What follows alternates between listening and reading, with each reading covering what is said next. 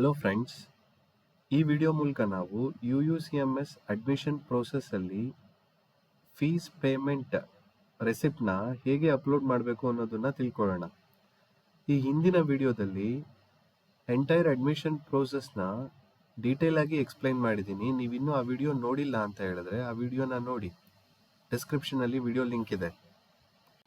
Fees ರಿಸಿಪ್ಟ್ನ upload ಮಾಡಬೇಕು ಅಂತ ಹೇಳಿದ್ರೆ ಮೊದಲು ನೀವು UUCMSಗೆ ಲಾಗಿನ್ ಆಗಬೇಕು. ಸೊ ಹಾಗಾಗಿ ಗೂಗಲ್ ಕ್ರೋಮ್ ಬ್ರೌಸರ್ನ ಓಪನ್ ಮಾಡಿಕೊಂಡು ಸರ್ಚ್ ಬಾರ್ನಲ್ಲಿ uucms.karnataka.gov.in ಅಂತ ಕ್ಲಿಕ್ ಮಾಡಿ, ಹಾಗೆ ಲಾಗಿನ್ ಬಟನ್ನ ಕ್ಲಿಕ್ ಮಾಡಿ.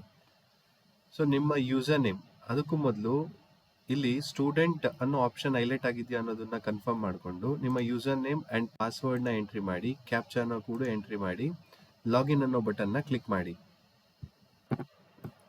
ಈಗ ನಾನು ಈ ಎಲ್ಲ ಡೇಟಾ ಫೀಲ್ಡ್ಸ್ನು ಎಂಟ್ರಿ ಮಾಡಿದ್ದೀನಿ. ಲಾಗಿನ್ ಅನ್ನೋ ಬಟನ್ನ ಕ್ಲಿಕ್ ಮಾಡ್ತಾ ಇದ್ದೀನಿ. ಸೊ ಹೀಗೆ ಕ್ಲಿಕ್ ಮಾಡ್ತಿದ್ದಾಗೇನೆ ನಿಮ್ಮ ಹೋಮ್ ಪೇಜ್ ಕಾಣಿಸ್ತಿದೆ. ಇಲ್ಲಿ ಕ್ರಿಯೇಟ್ ಆರ್ ವ್ಯೂ ಅನ್ನೋ ಬಟನ್ ಇದೆ, ಇದನ್ನ ಕ್ಲಿಕ್ ಮಾಡಿ.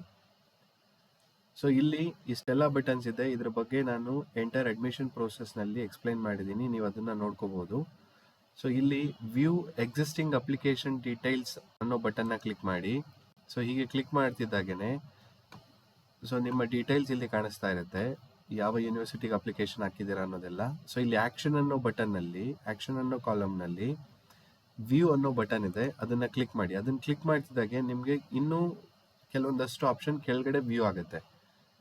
ಸೊ ಇಲ್ಲಿ ಆನ್ಲೈನ್ ಆರ್ ಆಫ್ಲೈನ್ ಅಂತ ಇದೆ. ನಾನು ಈಗಾಗಲೇ ಹೇಳಿದ್ದೀನಿ ಫೀಸ್ ರಿಸಿಪ್ಟ್ನ ಅಪ್ಲೋಡ್ ಮಾಡಬೇಕು ಅಂತ, ಅಂದರೆ ನಾವು ಆಫ್ಲೈನ್ ಮೋಡ್ನ ಸೆಲೆಕ್ಟ್ ಮಾಡ್ತಾ ಇದ್ದೀವಿ.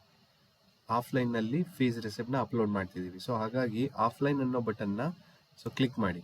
ಸೊ ಇಲ್ಲಿ ನೀವು ಚಲನ್ ಆರ್ ರೆಸಿಪ್ಟ್ ನಂಬರ್ನ ಎಂಟ್ರಿ ಮಾಡಬೇಕು. Next actual amount paid and payment date, and ನೀವು ಈಗಾಗಲೇ ಕಟ್ಟಿರುವಂಥ ಫೀಸ್ ಅದಕ್ಕೆ ರೆಸಿಪ್ಟ್ ಅಂತ ಕೊಟ್ಟಿರ್ತಾರೆ, ಅದನ್ನು ಒಂದು ಫೋಟೋ ಅಥವಾ ಸ್ಕ್ಯಾನ್ ಕಾಪಿ ಆರ್ PDF ಕಾಪಿನ ನಿಮ್ಮ ಹತ್ರ ಈಗಾಗಲೇ ರೆಡಿ ಮಾಡಿ ಇಟ್ಕೊಂಡಿದ್ರೆ ಒಳ್ಳೆಯದು. ಸೊ ಇದೆಲ್ಲ ಡೀಟೇಲ್ಸ್ ಈಗ ನಾನು ಎಂಟ್ರಿ ಮಾಡ್ತಾ ಇದ್ದೀನಿ.